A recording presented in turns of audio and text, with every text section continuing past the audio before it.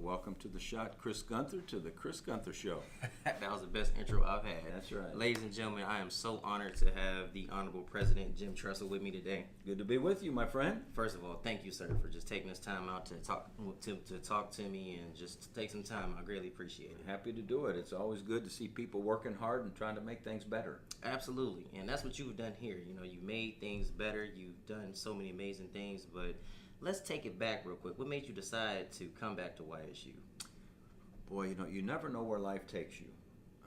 You might have the greatest plans, and I thought I was going to go teach and coach high school sports my whole life, and I ended up not teaching one day of high school or coaching one day of high school sports. And I went to graduate school, and then all of a sudden, Jim Dennison, the head coach at the University of Akron, asked me if I wanted to join his staff.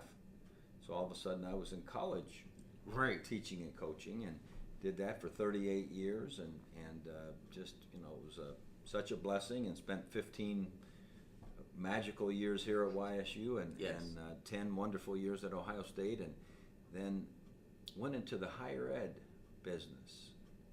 I'd always thought I wanted to teach because that's what I was trained to do, was to be an educator.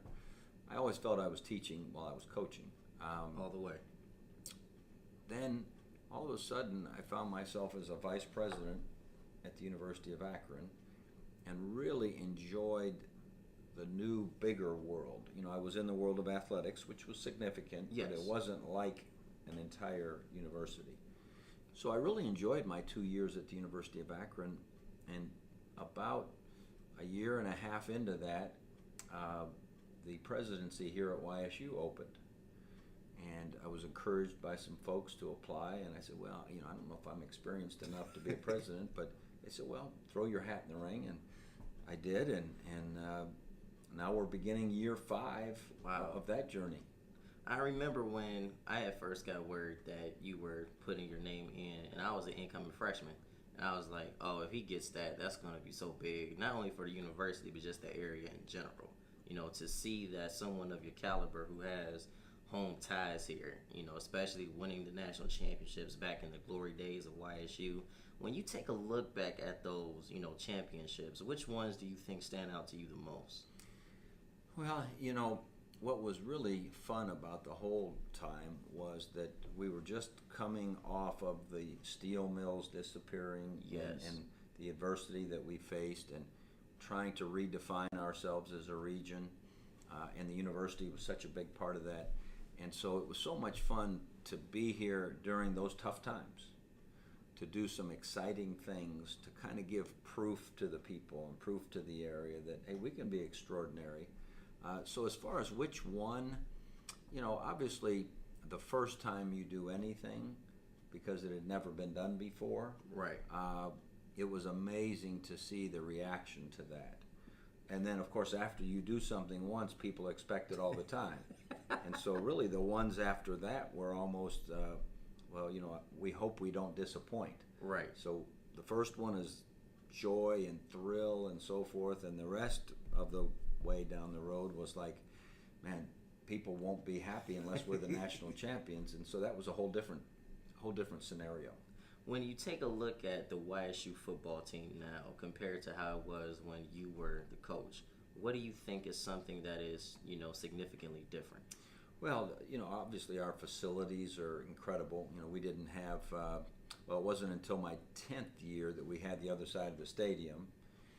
We never had the indoor facility that we have now. We didn't have the rec center. We didn't have all these apartments. We didn't have as much of an on-campus population as we have now. And so as I look at our team, and I saw us practice, I think it was the first Saturday they were here, we've got an impressive looking group of young men. I'm not sure my guys looked quite that big, but so I think it's in good hands. The players really enjoy playing for Coach Pelini. He's really a good teacher. He's a fiery guy on the sidelines. He is. But in the practice field, it's amazing. He's like a scientist. He's really a teacher. So like anything else, you're only going to be as good as you stay healthy. Yes. And so as long as we stay healthy, I think we're going to be pretty good. Now, there is no way that I can sit here without asking you about, obviously, you've done some amazing things here in YSU, and then it transitioned to OSU, the 2002 National Championship with people such as Maurice Claret and people of that nature. When you look back over it, is there anything about those championship moments that you would do differently? Well, you know what was something I didn't know was going to be the case was we had just been here at YSU and brought joy into an area that had some adversity. Yes. And that was exciting. Well, when we got to Ohio State hadn't been national champions for 34 years, which is a long time. I mean, that's a generation or so. And then when we won the national championship there in 2002, the joy that it brought the entire state and the entire alumni base was very similar to the joy that first championship brought here at YSU. Right. So it was almost deja vu, just the feeling. And then we went to the national championship 2 other times and didn't win. And so those years after the first championship were kind of like the years after the first one here, like, oh man, you didn't have a good year unless you won the national championship. Correct. But it was an exciting time. We had great players, yes, great fans. Our guys went on and, we had, I don't even know how many first-round draft choices and, all those kinds of things. And so, it was a blessing. I tell people all the time, they ask me, well, are you disappointed you're not there anymore or whatever? I say, hey, if you can get 10 years as the Ohio State head coach, you better consider yourself fortunate. Yes.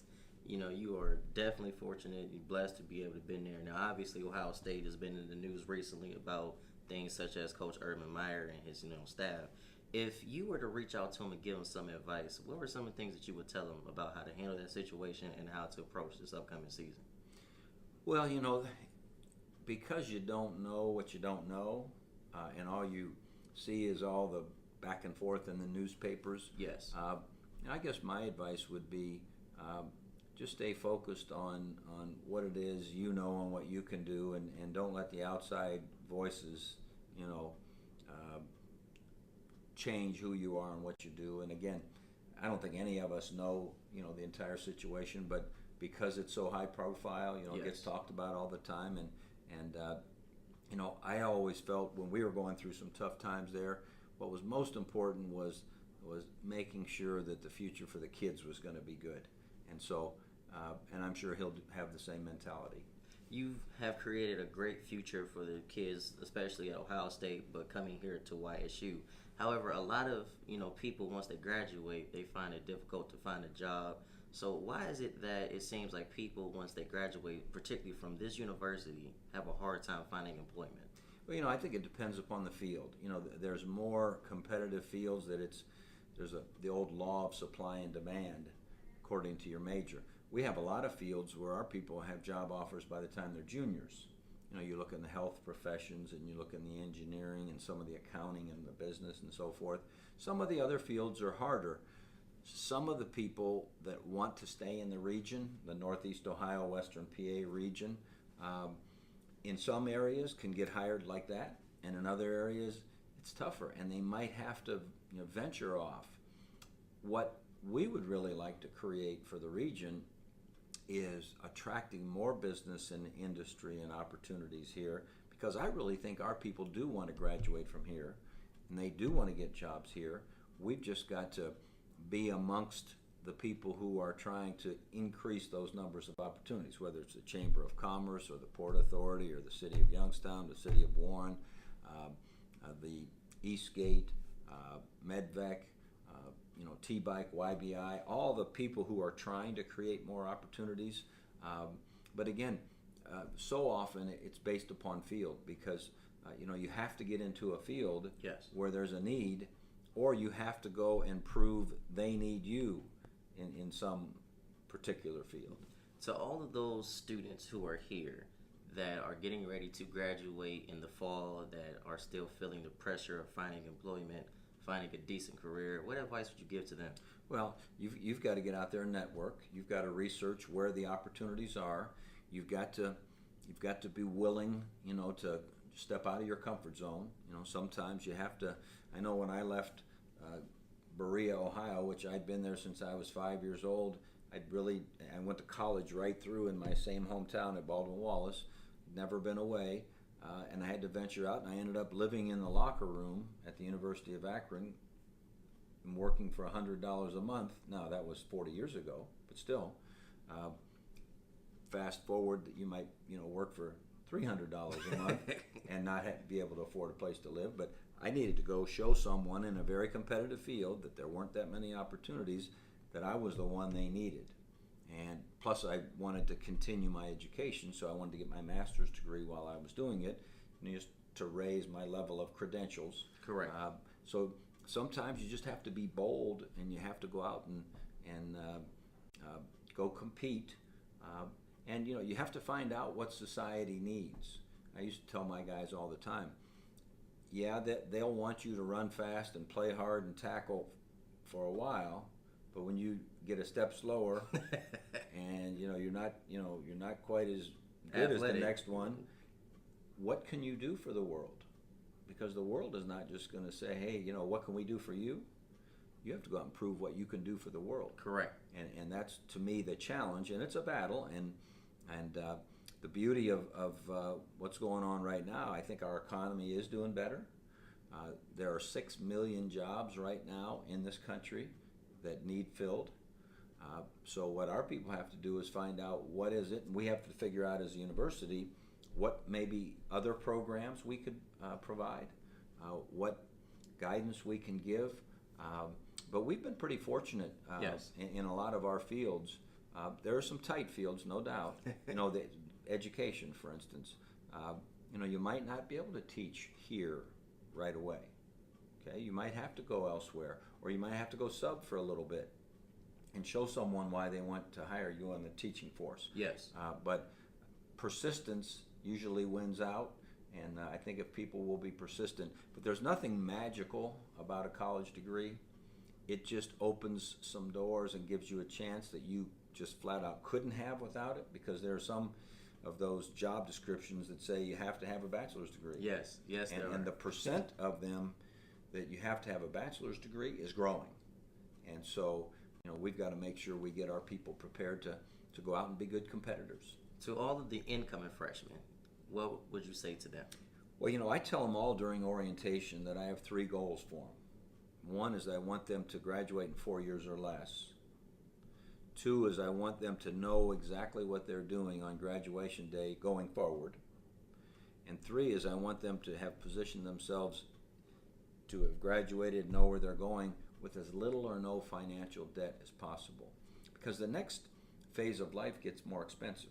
Yes. And to go into starting a business and you already have some debt and you're going out and trying to get loans, or to go to graduate school and you already have debt and now you have to get more loans, or law school or medical school, or if you want to buy a house or you want to start a family, all that stuff is more expensive.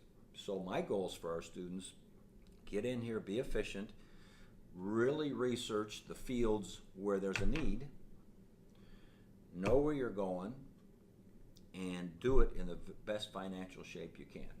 When you think of the financial stress that it takes on college students just to even come to college, and then once they get here, they have to take out loans and they still have to pay those back, would you advise anybody to do that while in school? Well, the thing that is so nice here is that we're about 20% the state average as a public school cost. Yes. If you take the 14 universities, we're about 20% less on average.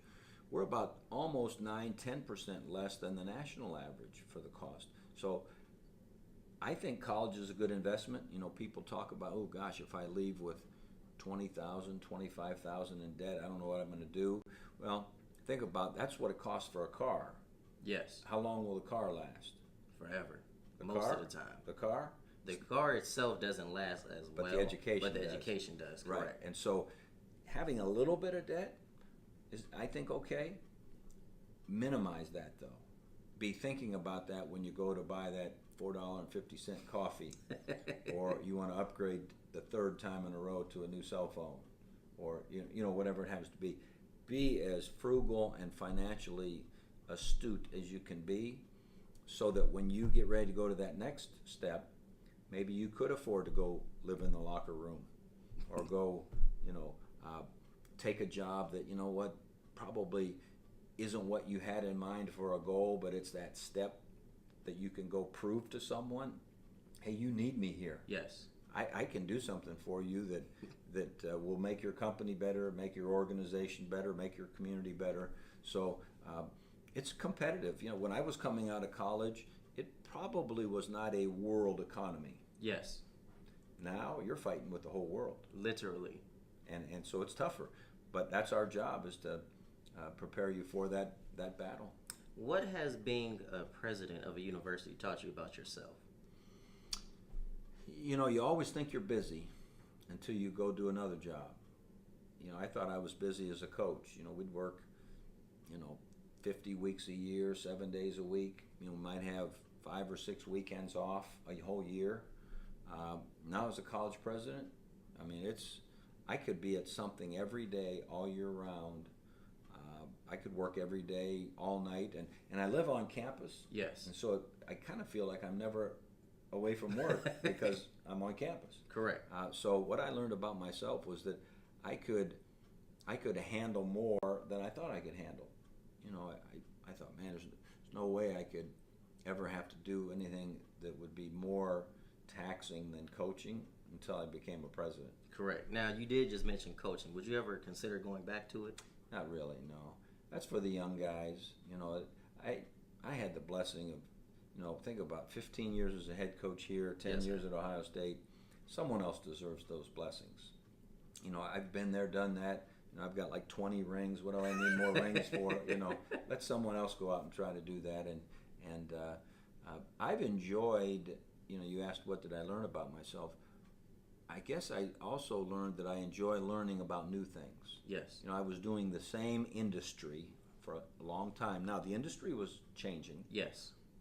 But not quite as broad as what I'm learning doing a job like this. When you look at a job like this and you're interacting with the students, you're interacting with the faculty, what joy does that bring? Well, just watching them grow. It's kind of the same as in coaching. I bump into my guys, like we have the 25th anniversary of the 1993 national champions coming up this fall. Yes. And we had 2 years ago, the 25th anniversary of the 91 team. And it was just so much fun to see them come back with their families, see what they'd learned here, see what they're doing for society.